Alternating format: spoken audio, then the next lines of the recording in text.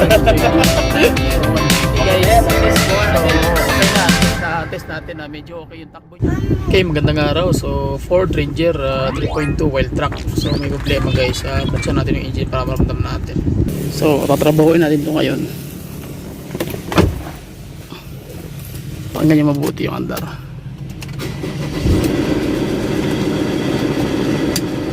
Narinig niya yan. So yan yung andar guys, napakapangit.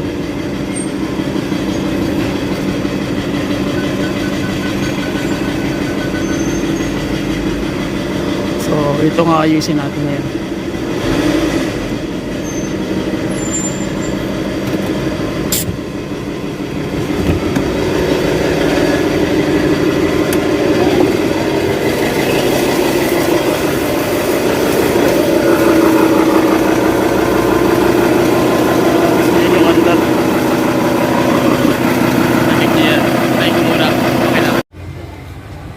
Natin ngayon magda-diagnose tayo ng mechanical. So gamit natin set scope. So start natin yung makina.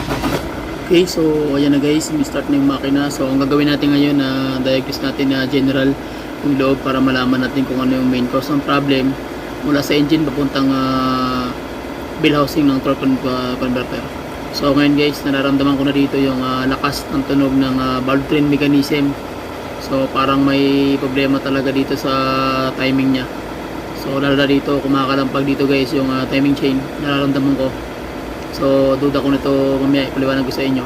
So sa ilalim naman ako guys sa block. So naririnig ko sa block yung tunog ng in between ng torque converter at ng engine. So ang problema nito baka yung backplate o yung tinatawag niya na sa may ring gear o yung flywheel. So nandun sa clutch system ang problema guys. So may nararamdaman akong malakas ang tunog. Okay, so nakita na natin guys yung main problem ng engine. So ang problema is yung timing. So lumihis ng isang ngipin. So which is tensioner tooser guys ang problema nito. Baka maluwag na. So buti na lang hindi nasira yung valve train mechanism nito. So at itry nito ito. Tutumbukin natin yan. So tanggalin yan. Tsaka may problema pang isa guys na bigat. Yung torque converter, so hindi natin pwedeng hindi buksan, kailangan talaga itong tanggalin. Pero dahil may ano yung may-ari, gusto mo ng may-ari ipa-pull out ang makina. So gagawin natin guys, ipa-pull out natin. Dahil gusto niya ring makita baka daw crankshaft o piston pin o kung anong mangyayari. So pa-pull out natin. So labor lang tayo. So sunod tayo sa may-ari. So mas maganda ito guys para makita natin yung loob. So ang gagawin natin ngayon tatanggalin natin isa-isa lahat ng mechanism. So bibidyohan ko ang pilit guys kung ano pwede natin mai-share sa inyo, may bahagi sa unit na ito kung ano yung na mga pointers and basic na dapat nating isalang-alang sa pagbaklas ng engine. So ayan na guys, tanggal na natin yung mechanism ng serpent belt mechanism. So ang gagawin natin ngayon, tingnan natin ngayon ang itsura niya. So yan na itsura niya guys, ang dumi-dumi. So joke lang. So ang gagawin natin ngayon guys, magtatanggal naman tayo ng front ng cover ng timing cover. Tingnan muna natin yung serpent belt na tinanggal natin, yung mechanism. So ito yun. So gagawin natin ito, magpapalit tayo ng belt guys. So madumi na to, tsaka ano na siya, hindi na, pwede pa nang gamitin pero mas maganda yung magpapalit tayo ng bago para mas maganda yung labanan. Okay, so tayo ng engine. So ang ngayon nasa harap natin guys, so turo ko sa inyo yung crankshaft pulley, tinanggal na natin, pati yung serpent mechanism nya, mga parts. So ito nasa harap natin guys, itong crankshaft pulley, dahil kailangan to ng special tools o timing tools. So wala tayong timing tools, so ituturo ko sa inyo kung paano titira ng hindi tayo gumagamit ng timing tools, kung mano labanan. So ayan kasi ang crankshaft na yan, main journal niya, kailangan meron naka-timing yan bago mo tanggalin. Pag hindi mo na timing yan, delikado ka, hindi mo mapapaandar yung unit at anong klaseng gawin mo. So yun ang ipapakita ko sa inyo ng mga pyesa. So ito yung throttle body. So kailangan na ingatan talaga na walang pumasok na mga dumi dyan, kahit maliliit na mga insekto, bawalan dahil napunta po yan sa intake manifold.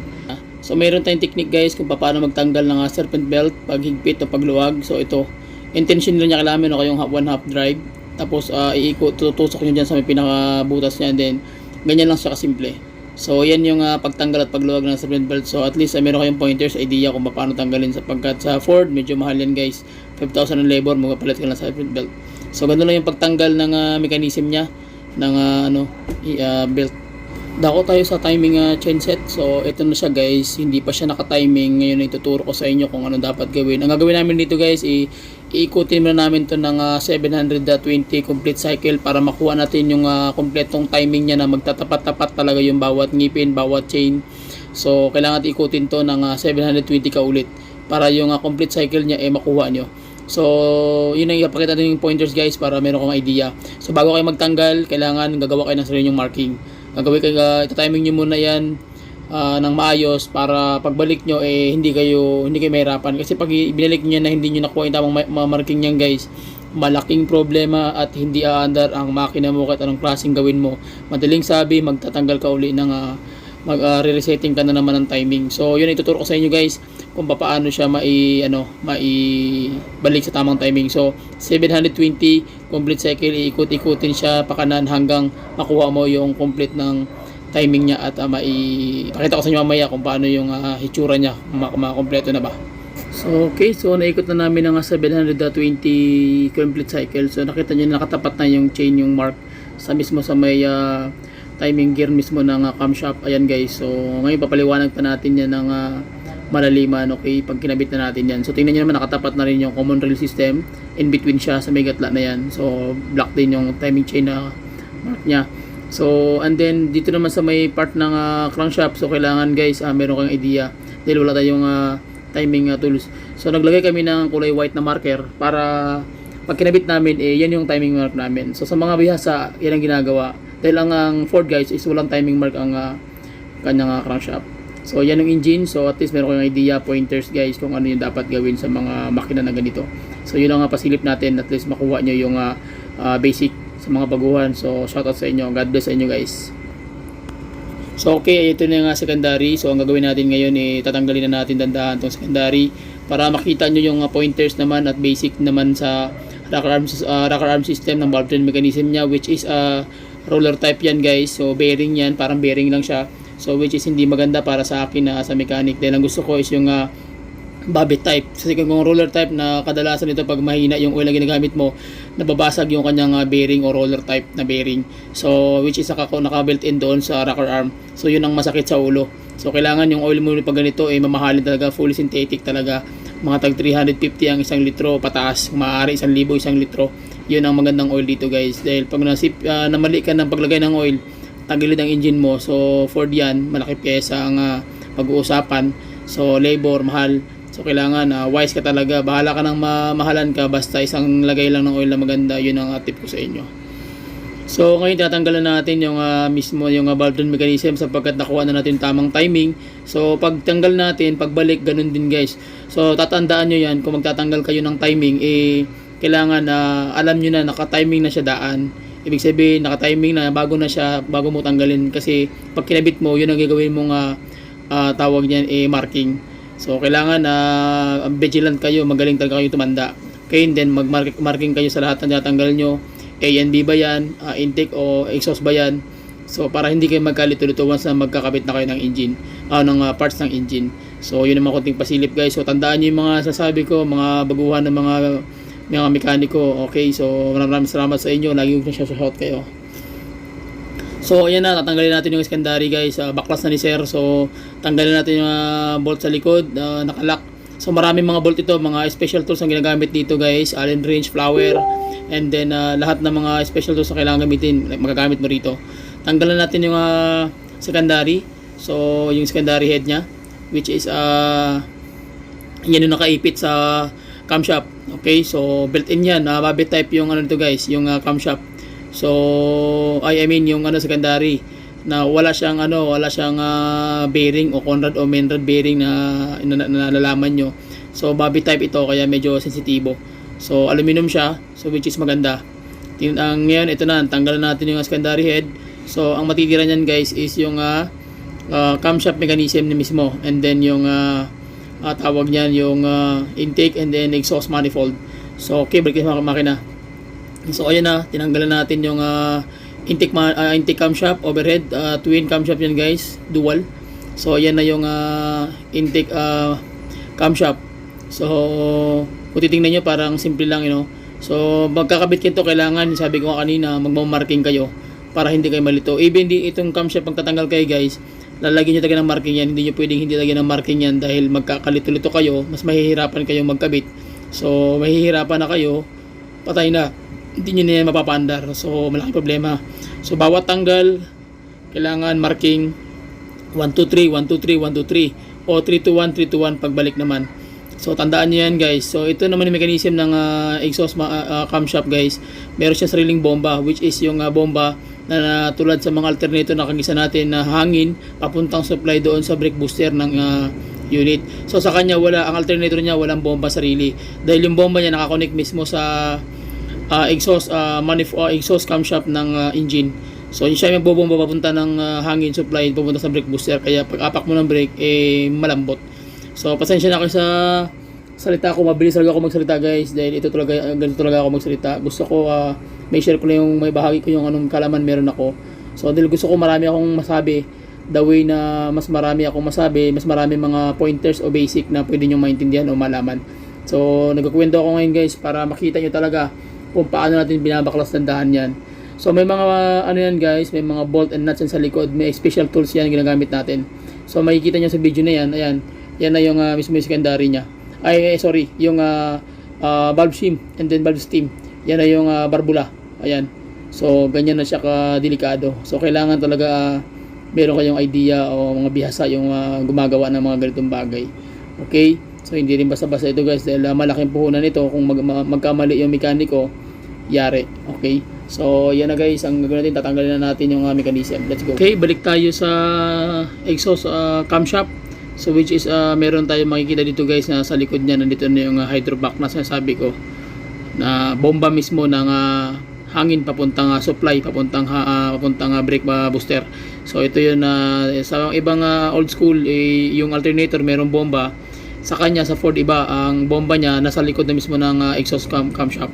So at medyo malinis naman maganda siya guys. So, ang engineering design, so gustong gusto ko. So ngayon iwanan mo natin si sir guys. Punta muna tayo sa kanyang valve train mechanism na papaliwanag natin yung roller rocker arm type para binukod-bukod natin guys yung valve train mechanism niya, yung mga camshaft and then yung secondary head.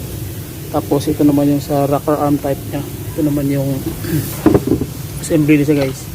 Ayan o, tingnan nyo yung rocker arm naka-assembly. So okay naman siya. And then injector, nakabukod na common rail. Ito common rail. Okay, balik tayo sa makina guys. So tatanggalin na natin ni Chief Bersar yung turbo na mechanism. So yung turbo niya guys medyo cute siya, maliit, tsaka hindi gano'ng mabusisi. Yun ang kinagusto ko sa turbo niya. Tsaka pulido, bakit? Sobrang bigat dahil pulidong bakal. So yun ang ikinaganda naman guys ng nakikita ko. So guys, ang sistema naman nito ngayon, ang gagawin naman natin tatanggal itong mechanism na to. So ipapass forward lang natin para mas mabilis yung video natin na makita natin kung paano lang siya gawin i-dismantle. So okay, let's go.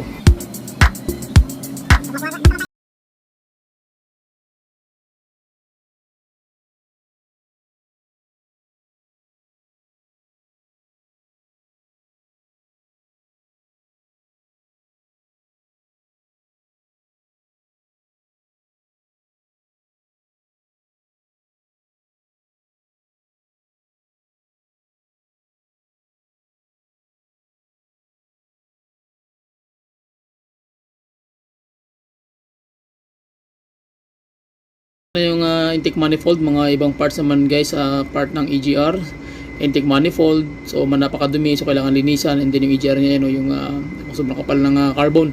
So ito naman guys yung tinatawag na EGR na controller, so bawal to basahin ng crudo fuel. Ang mas magandang panglinis is yung carburetor cleaner and or throttle cleaner, so or electronics cleaner. So ilang pwedeng gamitin dito dahil sensitibo ito, dahil may sensor, tsaka mahal ito guys kung masira ito. So balikan natin yung ibang parts.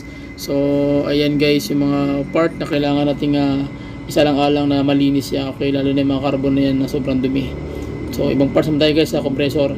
So ito naman yung AC compressor niya. So okay pa naman to, walang problema yan. Ito na ibang parts, yung water pump. Ayan, water pump niya, simple lang din, napaka cute, nakabukod. Mas maganda yung pump niya guys kasi nakabukod siya. So nandiyan na lahat.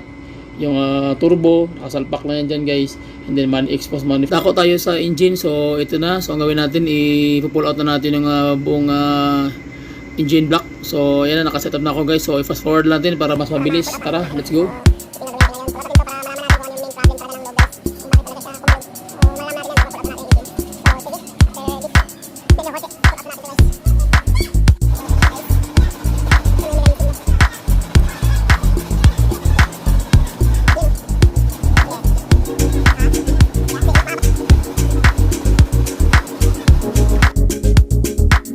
Okay, so naangat na natin. Ngayon ay ikutin natin yung crankshaft para maramdaman natin guys yung tunog ng piston pin tsaka ng connecting rod bearing kung mayroong clearance. So gawin natin ngayon, ipapaikutin natin guys sir yung crankshaft. Sige sir, pakiikot mo. Yun. So far wala kami naririnig guys na ano mga clunking o tunog, knocking, engine knocking o crankshaft knocking sa loob. Even ang piston pin knocking wala. So ibig sabihin ang problema is talaga is tensioner 2 sir at yung torque converter. So yun ang main problem guys ngayon na makikita natin. Mabibigla tayo. So okay, tingnan natin. Yung problema, So ito yung problemang malaki, yung tensioner 2 sir, kaya pala bumitaw yung So, dahil malambot na siya guys, tingnan nyo naman. Kaya nagkaroon ng yung timing nalihis o nag-jump. So and then torque converter naman, ito naman ang problema. Tanggalan natin, naiwala yung backplate mismo sa torque converter.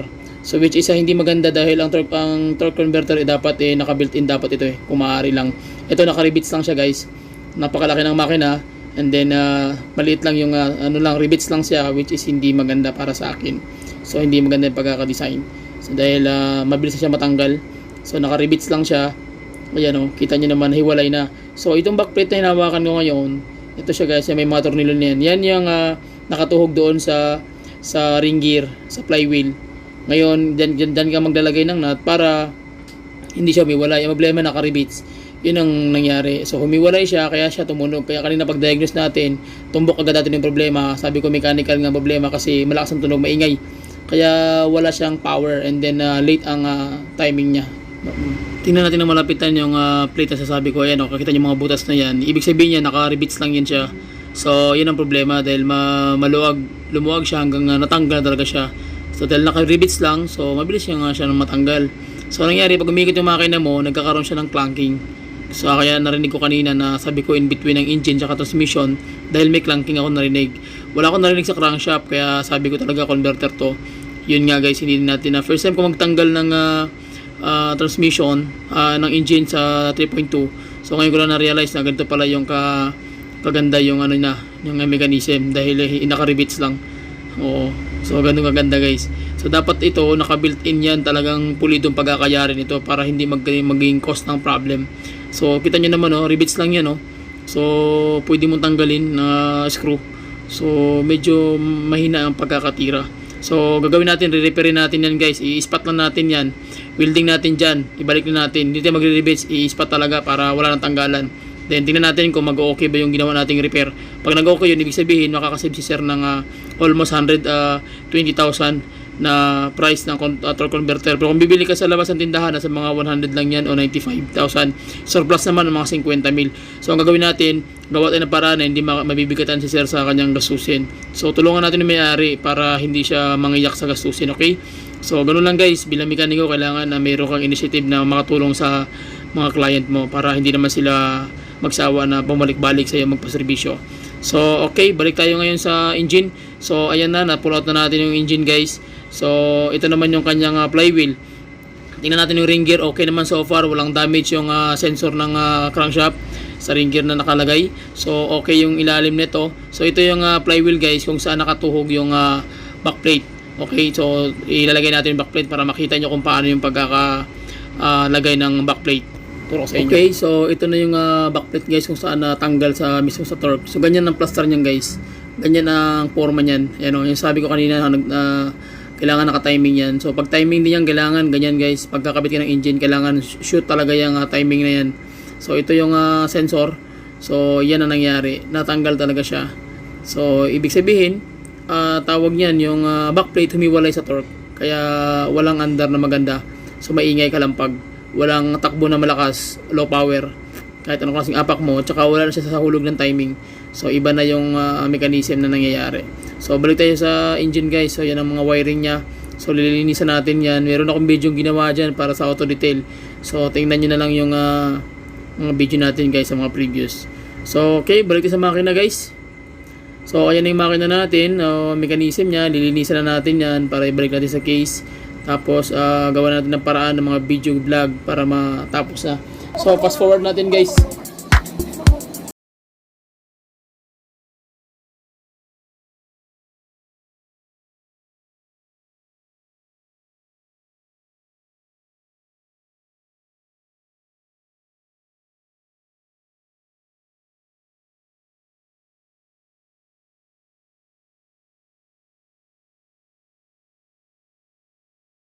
So balik tayo ngayon guys sa torque converter. So ang ginawa natin guys, na-repair na natin yung torque converter. Kung makikita nyo, may mga spot na ng welding yan. So winilding lang natin yan para sure ball na hindi na makakabili si sir ng converter. So far okay pa naman yung converter niya. Kung makikita nyo, titignan nyo mabuti, nakadikit na siya sa torque converter guys. Yung backplate ng tawag yan, nakakonect naman doon sa ring gear. So ganyan dapat ang pagkakayari guys, ang plastada. So ayan na, winilding natin, kita nyo naman, winilding tapos nilinis natin ng flap disc.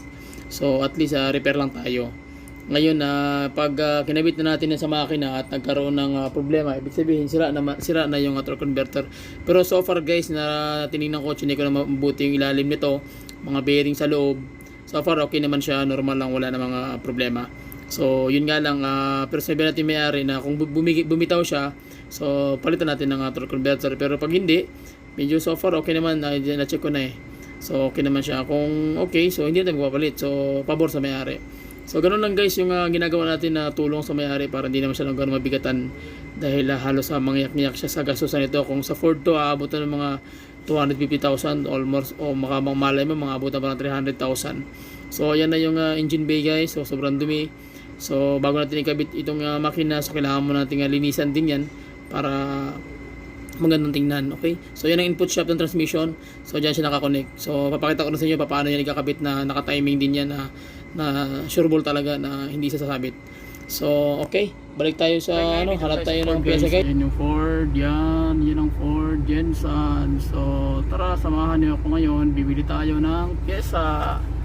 So tara, pasok muna ako sa loob guys. Pagkatapos inquire tayo magkano presyo. Okay, fast forward lang natin para mas mabilis ang usapan. Bye-bye!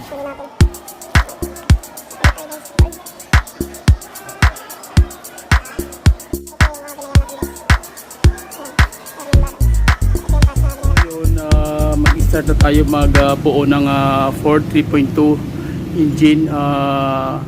Ang nangyari nito, nilinisan na natin yung pyesa. So ipaliwanag ko lang sa inyo guys yung pyesa. So okay. So ito yung yung setup na tatawag na valve train mechanism. Ito yung rocker arm na type na naka-built-in na siya guys. So hindi ka na pwedeng mag-tune up dito. Ito yung rocker arm niya. Tingnan niyo maigi guys yung rocker arm ng 3.2 na Ford Ranger. So yan. So ginawa natin, nilagay natin lahat dito para lahat ng parts makita natin yung kabuuan ng pyesa sa top. Okay? So ito naman yung cam loop. Yan. Dual yan guys, overhead camshaft. Cam loop yan, ito yung mga cam loop nya. Okay, linis na tayo ng mechanism. So ayan na guys, at ikakapit na natin yung mismo yung valve mechanism nya. So yung timing ipapakita ko sa inyo. So ginagawa natin, naglilinis na tayo ng sa harapan, pero malinis na yan. Pero although malinis na, linis pa na natin. Okay, fast forward natin guys para mas mabilis.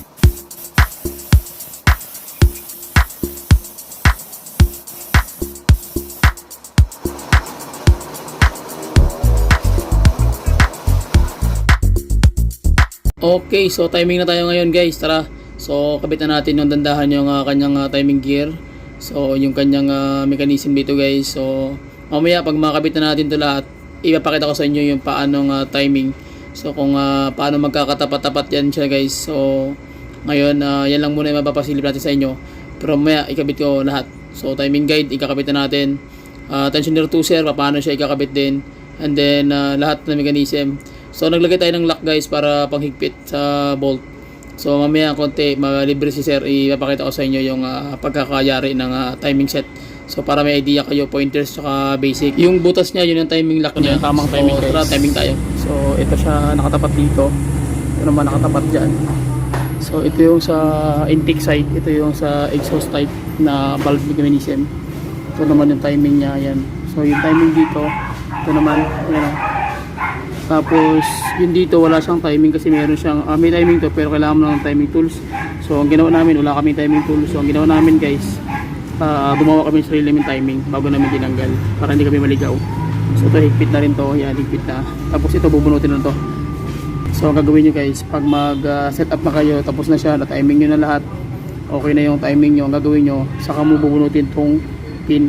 Pag binunot nyo na yan, wala nang tanggalan yan kasi pag tinanggal nyo uli ito, masisira na yan. So bili ka naman ng bago. Ay pwede pa naman siya pero mas maganda bago ito ikabit mo kasi maglulus na yung spring yan sa loob. So pag binunot din to, wala nang tanggalan to. Okay? So okay, bunot. Ha? So bunutin na natin ito guys. Tingnan nyo maigi. Oh, saan na sa on the pit? Kasi dito na nilagay. Ayan o. Diba? Kita nyo, pumitik siya. So pag tinanggal nyo yan, wala na yan. Hindi na siya tatanggal. So ayan, higpit na siya guys. So ganoon na siya kasi ayan, malabo. Ayan. So pag binunot mo na siya, ayan na siya. Ayan o. So higpit siya ng kusa. Ayan. Kasi hindi naman siya matatanggal. So higpit na siya. Higpit na rin to. So wala na yan. Fix na yan. So ganoon siya kasimple. So sige, tara. Ito na siya. Okay, so takpan na natin guys. Tara, fast forward na natin. Let's go.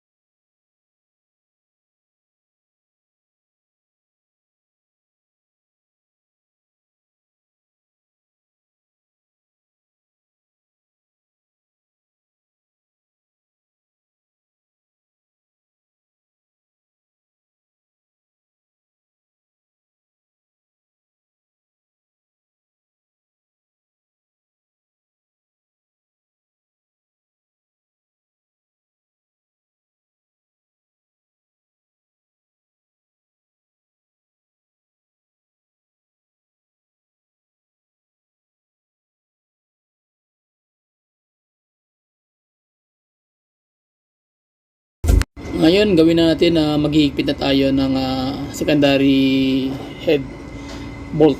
Okay, so nakikita nyo gumagamit tayo ng torque wrench. Kailangan natin na sukat talaga. Ngayon ang gawin natin guys, ang unang tira na dyan, sabi ko kanina, ikakamay mo muna hanggang sa humigpit siya, tapos kailangan pantay-pantay. Pagkatapos na pag mahigpit na siya, saka ka na magbibigay ng torque. Ano bang unang torque yan? Unang-una 10, then 20. Pagkatapos pwede ka mag-jump ng 35, and then 45, and then mag-50 ka na. So, ganoon siya. Pero dito sa ating ginagawa, which is ang ulo kasi nito is G's lang. So, pwede kang mag-torque nito ng mga 35 lang. So, hindi ka pwede manumpas ng 50 dahil mababasag o mababali na mismo yung bolt. So, hanggang 35 lang ito guys. So, dapat pantay-pantay talaga muna ang lahat ng mechanism ng mga bolt na nilagay mo. So, nang ginawa natin kanina yung technique na tinuro ko. So, ganoon lang siya kasimple namnamin kung paano mo siya titirahin. So pagkatapos ito, dako tayo sa tatawag yan, yung bomba ng brake booster. So ito na yung brake booster ng hydro booster guys. So ikakapit na natin. So ito yung magsusupply ng hangin papunta sa may brake master ng hydro back. So nasa likod siya ng nakakonect siya sa may exhaust manifold. So ayan, meron siyang wheel seal. So nakakabit lang dyan. So hindi natin magpapalit kasi bago pa naman to. So, ngayon kabit na natin. So, fast forward natin guys para mas mabilis.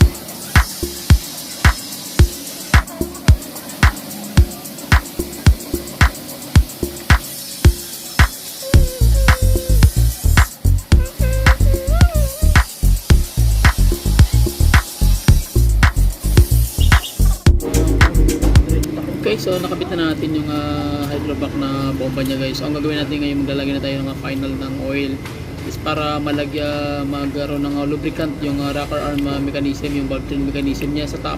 So bago nyo kayo magtakip, ito yung pinaka last part na gagawin nyo rito sa taas. So lagyan nyo muna yan ng mga oil, especially yung mga tappet o babet. So tutukan nyo talaga ng oil lang guys para pag start nyo mayroong agad ng play. So may clearance agad siya ng maganda. So magkakaroon siya ng gandang handar yung minor. So yan, pagkatapos na yun guys. So okay na, so fast forward natin, let's go.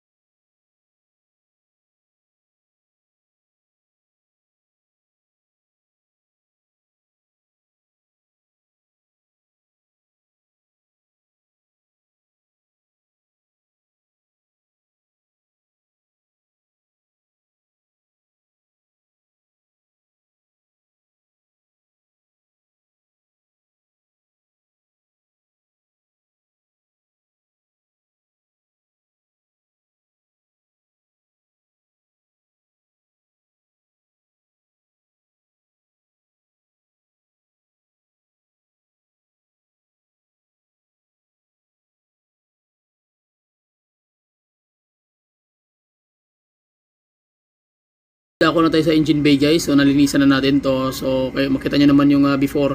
Yeah, ito na yung after. So ayan na siya guys, malinis na siya. So ikakabit na natin yung makina. So bago kayo magkabit ng makina, mas maganda nilinisan nyo na rin yung engine bay para sulit yung makita ng may-ari yung trabaho niya na malinis, hindi lang sa makina pati yung buong engine ng engine bay. So ayan guys, nakita nyo halos makintab na siya. So isang araw nag-vlog din tayo dyan sa paglinis pa ng auto detail. So tingnan nyo na lang yung mga video natin do sa previous. So nandoon yan guys. So ayan, malinis na rin yung ibang parts. So okay, pati yung electrical system nilinisan na natin, nilagyan na natin ng mga electronic cleaner para yung contact diretso na, dahil kung may loose contact, may dumi, so magkakaroon siya ng malaking problema, hindi siya magre-reading. So ayan na, malinis na siya lahat ng mechanism. So pwede na nating gawa na paraan yung makina may kabit. So una natin ikakabit dito guys is yung torque converter. So tara, punta natin yung torque converter para may kabit na natin. Let's go. So torque converter na tayo ngayon. Ang gagawin natin guys, pakiramdam nyo mabuti kung paano siya ipapasok dyan sa input shop. So una nyo gagawin, linisan nyo muna yung input shop. Tingnan nyo kung may mga bakal o anumang mga powderized metal, buhangin, bato nga nakasalpak dyan bago nyo gagawin yung torque converter, dahil maselan po yung torque converter. Pag may konting gasgas yan dyan, so tatamaan yung kanyang lips o yung surface, magkakaroon ng tinatawag na oil leak. So magliliking yung ATF fluid mo, so magugulat ka, may tagas yung engine mo galing sa transmission. So ito guys, ipapakita ko sa inyo maigi kung paano siya isasalpak. So ano yung mga timing, may timing din ito, dalawang timing to, dalawang salpak, para hindi ka magkamali, baka magulat ka hindi pumasok yung makina, nandun naman yung torque, yung pala kulang pa pala ng isang salpak ng isang ipin. So ngayon ipapakita ko sa inyo kung paano, kung ilalagay natin yung torque, kung paano iikutin ni sir at mailalapat talaga ng buong buo yung torque converter, para pag nagkabit ng makina hindi tayo maaberya, maabala tayo. Then pagkabit yan guys, okay, tingnan natin paano ikakabit ni sir pag hindi mabuti.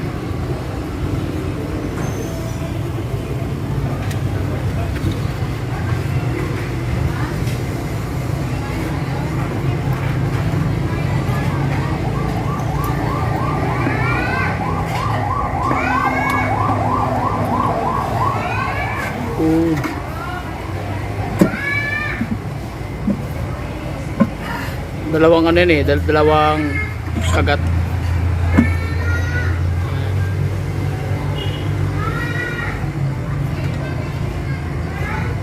Sige, habang iniikot mo, itulak siya. Sige pa, yun, yan na yun. Okay, yun yung mga pitik na yun ang pasok na yun. Unang ipin, pangalawang ipin, yun sagad na yun sagad na yun. Yung tunog na yun, yun ang kailangan mong marinig guys, yung huling tunog na pitik talaga na pinakasagad. So ngayon pag maglalagay ka na ng engine, kailangan nakatapat na mismo yung niyan, yung mga bolt na sa backplate ng torque converter, okay, para hindi ka na mahirapan. So ngayon proceed tayo guys sa engine. So kabit na natin, set up na natin. Tara, let's go.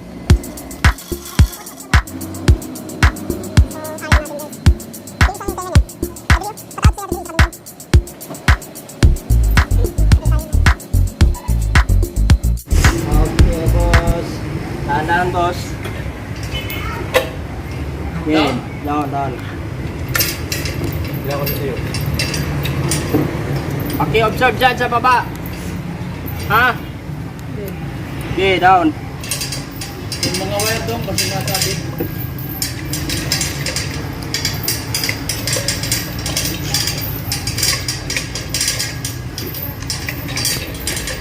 Up. Tama na, boss.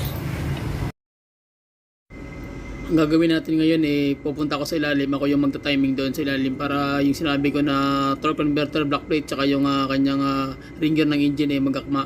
So ituturo ko sa inyo guys yung sa ilalim kung ano yung dapat gawin. So okay, so masilan ito, pero titingnan natin kung ano yung pwede maitulong natin sa inyo para magkaroon kayo ng idea kung ano yung pwede nyo malaman sa mga pointers. So hindi ito tinuturo ng iba dahil puhunan kasi ito, pero sa atin malaya ito malalaman. So tara, samahan niyo ako, sa ilalim ako guys. Let's go. Okay, so nasa ilalim tayo. So ang tip ko sa inyo guys, pag nasa ilalim kayo, kailangan merong marunong dito sa ilalim na biyasa pagdating sa timing ng engine tsaka ng torque, and then ng transmission. Kasi kung namali ka pag lagay ng torque, naghigpit ka, hindi mo alam yung sa ilalim, so maghihigpit ka, masisira yung torque converter. May ipit yung isang dyan, hindi mo alam kung ano pwede maipit doon pag naghigpit ka na. So kailangan medyo bihasa yung nasa ilalim. So yun ang mga tip guys, para hindi masira yung makina. So baka pag pinandar mo mag-stuck bull, so sakit sa ulo.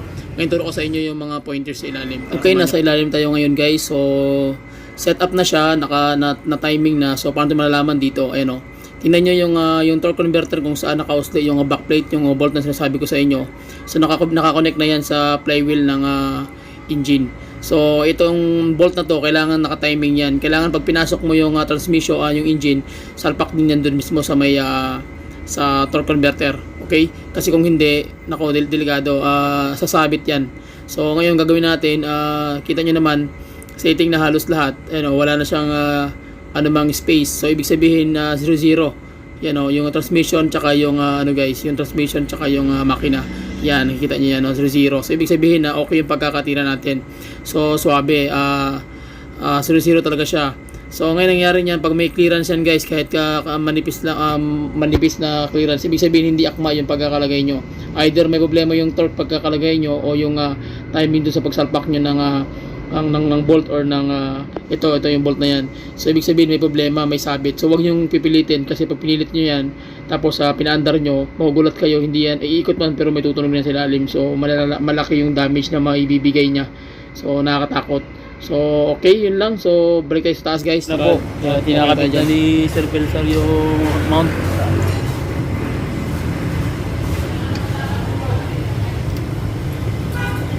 Medyo hirapan si Sir.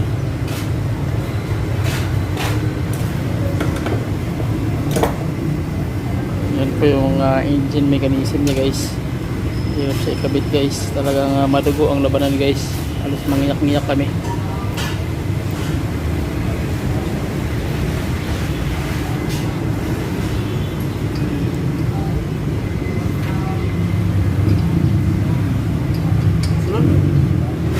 Ha?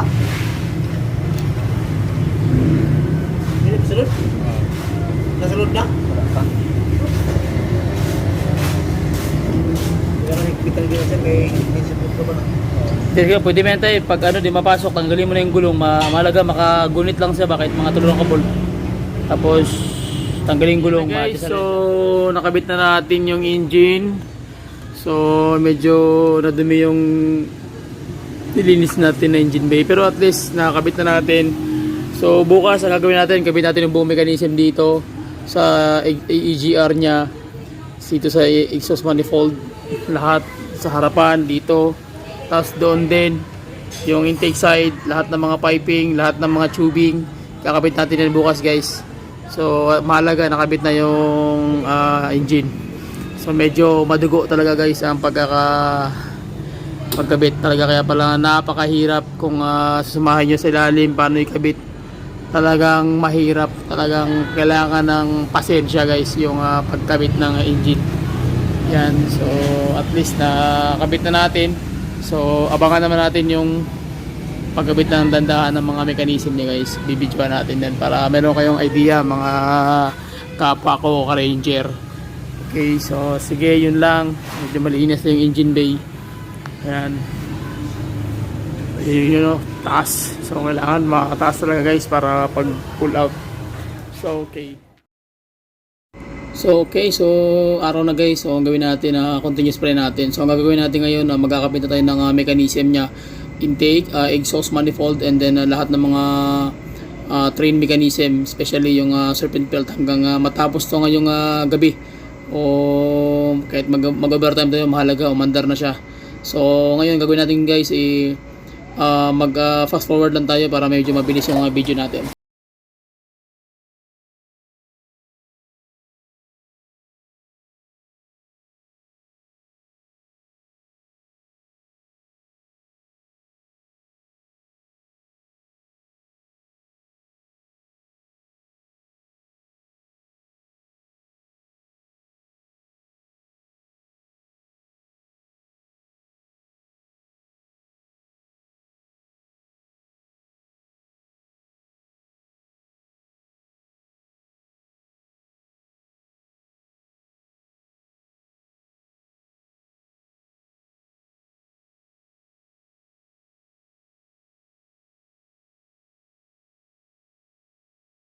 Okay, so magkakabit tayo ng injector. So ikabit na natin dandahan para sunod naman sa kabila ng tayo. So ayan guys, so kinakabitin ni Sir yung injector. So pagkatapos niyan gagawin natin naman is yung part ng bandang kaliwa. Okay?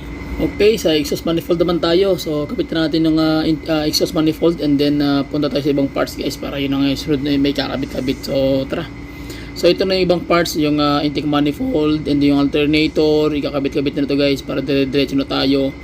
And then ito yung kanyang throttle body, so sensor type to guys, electronic, so ECM controller yan, so kailangan ingatan yan, bawal yan basahin ng crudo o anong klaseng fuel, gasolina. Kailangan carb cleaner o throttle cleaner lang pwedeng palinis dyan para hindi ka magka-problema. Hindi ka magka-problema, hindi aandar yung makina mo. So ito naman yung intake manifold nya. So nakakonect naman dito sa may ito sa may sensor nito sa intake manifold pa rin to sa tube. Papunta naman yan sa throttle body and then sa intake manifold yan. Kaya may sensor kayo makikita sa ilalim yan. Ayan o.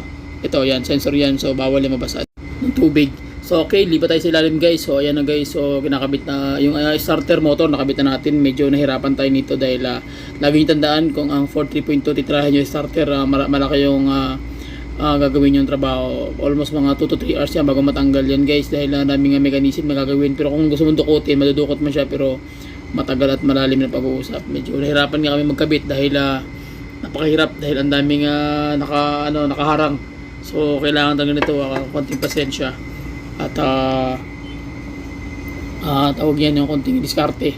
So kung ako babayaran ako labor na sa mga 5,000 labor nito guys magtanggal ng starter. Ganun siya kahirap. Okay? Dahil almost sa 3 oras kong tinira yan. Pero kung ako yung masusunod, yun ang magiging labor para sa akin. Mga 5,000. Mahirap talaga siya tirahin guys kung alam niyo lang. So sige, punta tayo sa ibang parts. Lipat natin sa may turbo. So kabitan natin yung turbo guys. Tara, let's go. So hindi natin na-video ang pagkakabit ng turbo guys. Pero at least na nandyan na yung mechanism niya. So yung budget bolt lang nilalagay natin para matibay. So ingatan nyo guys na yung budget bolt hindi masira o sobrang higpit niya baka maputol yan dahil halo kasi ang loob niyan. So iingatan talaga yan, baka mag-leaking, so masakit sa ulo, magkakaproblema yan. So okay, yan na, nakabit na yung turbo na mechanism and then yung alternator, yung exhaust manifold, lahat na nakabuilt in na dyan guys. So ang gawin natin yan, nakita nyo yung manifold intake. So yun ay kakabit natin sunod. So silipin mo natin uli yung mechanism. So nandyan pa yung mga harness na mga piping ng fuel system. So ikakabit-kabit natin mamaya guys. So unahin muna natin yung yung tawag yan, yung intake manifold. So tara, let's go. Okay, so yung manifold guys kakabit na natin. Ayan, tinanggal natin yung fuel system dahil para magkaroon ng giveaway. So may konti makakapit na rin din. So mamaya pakikita ko sa inyo yung forma ng fuel system ng pagka-connect. So ayan yung pagka-connect guys. So pagkatapos niyan, kailangan ingat kayo sa pagtatanggal nitong fuel system sapagkat pag mamali kayo hindi yan na-under. And then ang problema nito kung mag-leaking to, so kailangan nyo marunong kayo mag-bleeding. Kasi pag hindi kayo marunong mag-bleeding, magba-vacuum yan. So mahirapan kayo, hindi rin under. So maraming dapat isa lang alang guys. So kailangan picturean nyo muna o aralin nyo mabuti. So tapos na tayo mag-set up. So gawin natin yung ibang parts naman, yung mga hoses. So may tip ako sa inyo guys paano gagawin. So maglinis pala kayo ng hoses guys, especially sa mga malalaking hoses, radiator ba yan o intake side ba yan. So lagi nyo tandaan na kailangan na malinisan, walang mga lupa o mga bakal, powderized na metal o mga object o anong bagay guys na plastic na pwedeng gumalso dyan dahil kung yan ay mahigop ni intake side. So papasok yan sa combustion chamber. Pag pumasok yan magkakaproblema kayo. So kailangan linisin nyo mabuti. So yung mga hoses kailangan kung pwede nyo hugasan nyo. Pero huwag nyo gagamitin yung huwag nyo huhugasan yung mga sensor dahil delikado po yun. So yung mga parts ng mga plastic and then yung mga hoses, yung sa intake side, yung mga hoses niya pwede nyo linisan, yung mga return and then yung sa radiator side din. So wag lang yung ibang part na hindi naman kasali doon sa, especially may mga electronics components, bawal yun mabasa. So hindi siya pwedeng mabasa guys. So kailangan isa lang alang nyo yung mga dapat na gagawin nyo. I-research nyo muna, aralin mabuti bago kayo mag-move kasi yung unit medyo mahal. So delikado kung masira.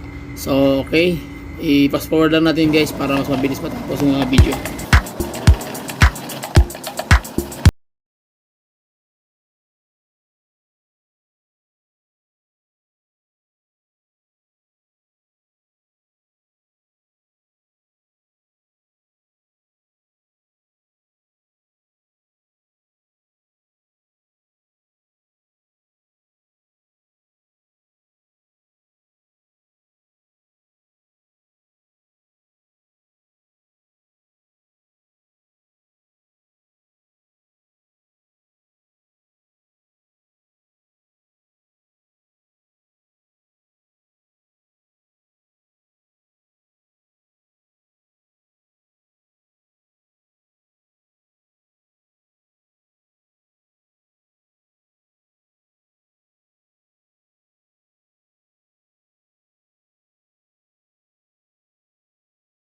Sa makina guys, so andito tayo ngayon sa ilalim kung saan natin ituturo ko sa inyo yung basic step and then pointers din para malalaman nyo yung mga mechanism ng serpent belt system. So Okay, pasilip natin sa inyo guys. Ito yung crankshaft ng Ford Ranger 3.2 main journal.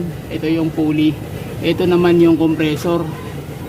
Okay, yung air compressor. Ito naman yung kanyang water pump. Okay, so at least alam nyo yung mga pasilip natin ha.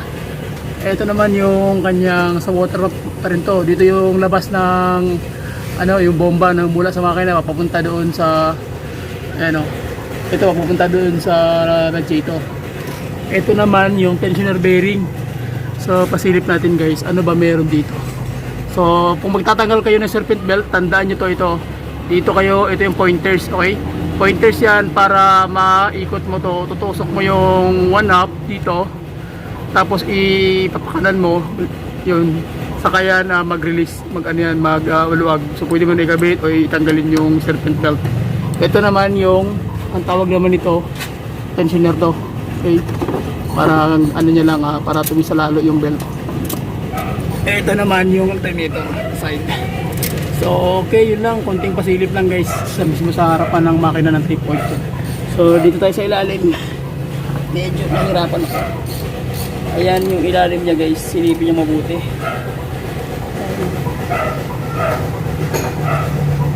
So lalaro ko nag-picture para may idea kayo. Okay, ngayon guys, so papakita ko sa inyo yung location ng thermostat kung saan siya nakalagay. So ito yung in galing sa water pump, pasok siya dito, labas naman siya dito. So yan na yun siya, yan, dito siya nakalagay. Yung So ganyan lang simple.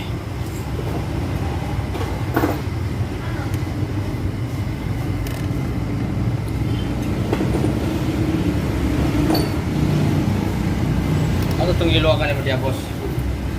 Ay, sa kanya sa Okay, so meron akong ipapasilip sa inyo guys sa ilalim yung pointers mismo na 1/2 drive na special tools. Kailangan mo dito mo ilagay yung itutusok yung tools na yun para makatanggal at makakabit ka ng serpent belt. So sa tensioner bearing yan guys. So dahil maglalagay tayo ng tensioner serpent belt, so ang gagawin natin, kailangan mong luwagan yun. So doon ng pointers para maisalpak mo yung belt. Dahil pag hindi mo alam yung technique, sigurado. So nagpalit tayo ng belt dahil luma na yun. So ito bagong bago to. So may imprinted pa ng pangalan. So ngayon bigyan ko kayo ng tip kung ano pwede nating maibahagi pag maglalagay Gawin tayo natin, ng belt ikakabit guys. na natin guys. Papasok natin tong serpent belt doon sa loob nitong fan. Papasok doon sa dito. Pasok na dito para maayos natin, mahiliran natin. Pagkatapos tandaan na natin ilalagay sa crankshaft, papunta doon sa tensioner, sa center bearing, and then sa dalawang tensioner, sa alternator, papunta naman doon sa compressor, yung compressor yun air compressor, papunta naman sa water pump niya. So medyo tricky lang talaga siya, medyo grabe yung tago niya. Ayun, papunta naman dito. Okay, so medyo talagang sa naman yan, sa bomba niya, water pump. Okay, so sige, hindi ko mabibidyohan ngayon ng pero dandahan makapit natin, video natin para makita nyo rin. So isa simpleng tips lang to, dahil sa Ford pag nagkabit kayo nito 5,000 po yung labor ng Ford, so medyo mahal. So at least meron kayong may idea kayo paano mag DIY. So sige, tara. Si Sir Belsar, si Chief. So yan na, nakabit na natin yung radiator. So pati yung mechanism dito sa loob. Yun, pati yung belt hindi natin na-videohan, medyo busy tayo guys. So at least nakabit na yung belt, yung serpent belt. Hirap yung belt. Hirap. Ano masabi mo, Chief? So, kailangan talaga puzzle yung kanyang belt. Puzzle lang. Talagay. Okay, so medyo nahirapan talaga si Chief Belsar guys. Talaga ng mga napakahirap tirahin ng Ford 3.2 dahil masikip yung area. So yan ang susunod na kakabit guys. So gawin natin na may konti, set up na natin yan, palagyan na natin ng fluid yan. So para dire-diretso tayo, pagkatapos mag-cranking tayo, bleeding, kung ano-ano pa yung gagawin natin para matapos na to, scan, and then okay na, paandre na natin. So okay, set up na lahat guys. So okay na siya, so kulang lang ang kulang. So ang gagawin natin dito, magka-cranking tayo after ng mga ilang minuto, So ayun na si Chip, okay na kayo ang yung kinabuhi. So ayan, nakita nyo, setup na yan. So gawin natin, mag-cranking tayo guys para ma-bleeding natin yung injection. So on natin yung susi para magkaroon ng fuel pressure from bomba to fuel filter, common rail pump, and then common rail punta dun sa piping guys, papunta sa may injector. So ang gagawin natin dyan, i-open lang natin yung mga piping nut para mag-agas lang yung tatawag na fuel. So once nga mag-bleeding na yan, so ikakarang natin para magkaroon ng pressure. So kung walang pressure, mahirapan di mag-start ang engine. So ngayon, i-start natin yung engine guys.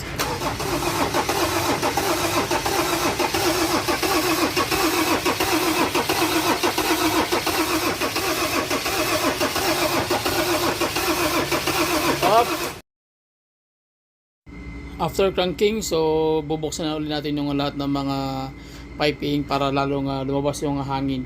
So ibig sabihin guys, meron ng pressure yan from common rail to from common rail pump to common rail system hanggang magkakaroon na yan doon ng pressure doon sa injector. So ang gagawin natin diyan, ihigpitan na naman natin lahat ng piping nut para lalong tawag niyan, wala na siyang leaking. So tapos na tayo bleeding, so maghihigpit na tayo diyan.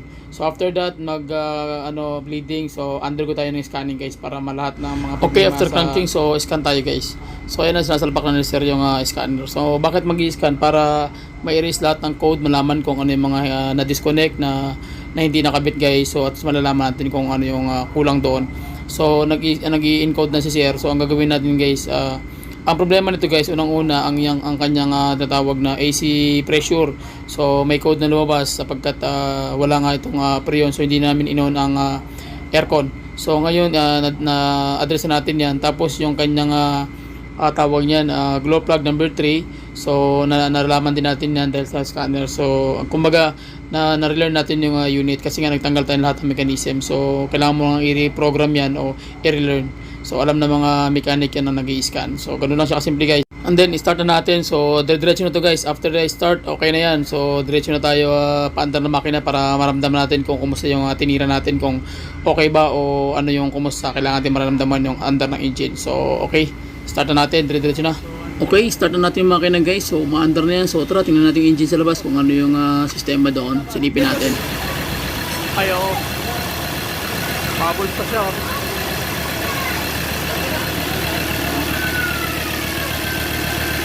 So ayan na guys, yung andar na siya guys. Yung narinig nyo guys na parang fuel knock, ibig sabihin normal lang yan sa una.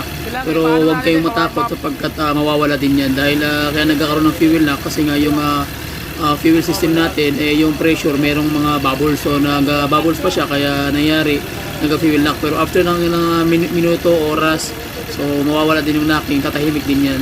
At saka wala tayong tawag yan na pressure ng AC, aircon. So kailangan maglagay tayo ng preon, kaya nagkakaroon pa ng dagdag na humming sound. So may konti, maglagay tayo ng aircon maglagay tayo ng let's go.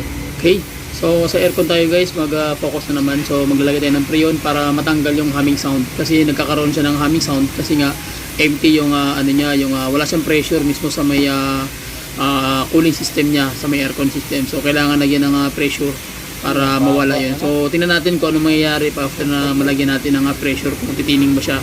So titining talaga yan guys, sasagutin mo na daan kasi yung bubbles doon sa loob ng fuel system mawawala na yun. So may konti guys, malalaman natin yan after a few minutes. So after natin maglagay, so tara tingnan natin kung ano yung pwedeng magbago para malaman nyo yung pointers sa basic.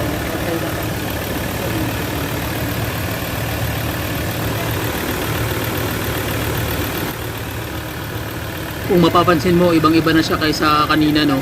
So yung under niya medyo titining na siya. So may konti, ano ba natin to guys, ipa-idle pa natin to ng mga ilang oras hanggang magabi. Tapos try natin mag-test drive. After test drive, tingnan natin kung ano yung pwedeng after ng test drive, kung ano yung magbabago sa engine.